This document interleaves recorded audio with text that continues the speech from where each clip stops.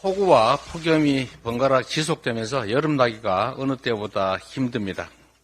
이제 물가 폭등까지 겹쳐서 삼계탕 한 그릇 사 먹기도 겁나는 지경이 됐습니다.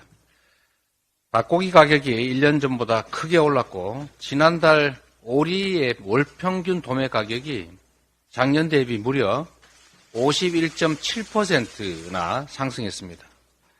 우유, 치즈, 아이스크림, 캔맥주, 통조림 같은 하반기 식품 가격 인상이 줄줄이 예정되어 있습니다. 정부의 두더지 잡기식 가격 인하 압박이 언제까지 통할지 모르겠습니다. 라면값 50원 인하 이런 식으로 해결될 상황이 결코 아닙니다. 정부의 장밋빛 전망과 달리 연일 경기 침체, 민생고 뉴스가 넘쳐나고 있습니다. 특히 대출 문제가 심각합니다. 한국은행에 따르면 가계 대출자 중에서 약 300만 명이 원금 이자 갚느라고 최소한의 생계 유지가 불가능한 상황이라고 합니다.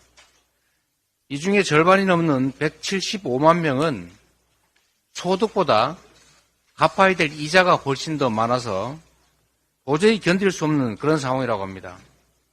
민생 현실이 그야말로 벼랑 끝입니다. 지금 정부 여당 대응을 보면 응급 중환자를 앞에 놓고 병원의 경영 실적을 따지는 꼴입니다. 하반기에 남은 6개월 동안이라도 경제정책 전환을 통해서 민생을 챙겨야 합니다.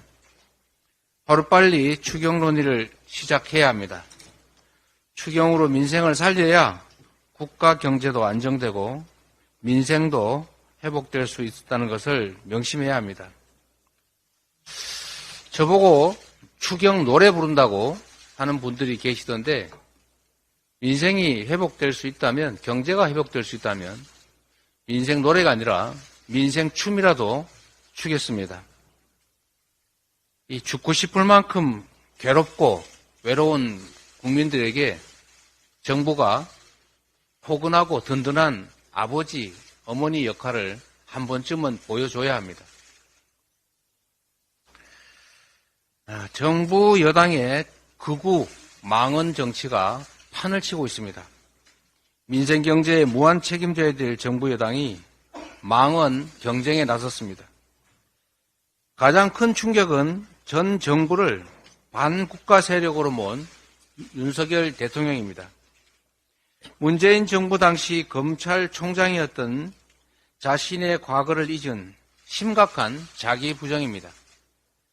자유 대한민국을 무너뜨리려고 하거나 자유 대한민국의 발전을 가로막게 된 세력들이 나라 도처에 조직과 세력을 구축하고 있다 이렇게 말씀하시는데 지금이 냉전 시대도 아닌데 대체 무슨 말씀이십니까? 세계 10위의 경제대국 코로나 팬데믹을 누구보다 모범적으로 극복한 대한민국이 자유민주주의 대표 국가임을 의심하는 사람은 아무도 없습니다. 우리 당을 향해서 불치병에 걸린 것 같다. 마약에 도취됐다. 이런 식의 발언을 하는 여당 대표 망언 참으로 기가 막힙니다. 민생 경제를 살리기 위해서 머리를 맞대자는 제안은 온갖 핑계로 거절하더니 200일 넘게 길에서 살다시피 한 참사 유가족들을 외면하는 것도 모자라서 그 유가족들의 뜻을 받드는 야당을 향해 이 저주에 가까운 비난을 퍼부으니 참으로 이해가 되지가 않습니다. 정치가 아무리 비정하다 해도 금도가 있는 것입니다. 민주공화국 대한민국을 지키고 발전시키는데 여야가 따로 없습니다. 국민의 삶이 참으로 어렵습니다. 정치가 희망을 만들어내야 합니다. 김명호 통일부 장관 후보자, 김재환 인재개발원장 내정자, 이분들이 상대 진영과 국민을 향해서 내뱉은 그 극단적 언행을 한번 살펴보십시오. 국민 통합은커녕 국론 분열, 대결을 조장할 극우 인사들입니다. 혐오가 난무하는 정치로는 국민의 마음을 얻을 수 없습니다. 대결 정치로는 국가 발전을 꾀할 수가 없습니다.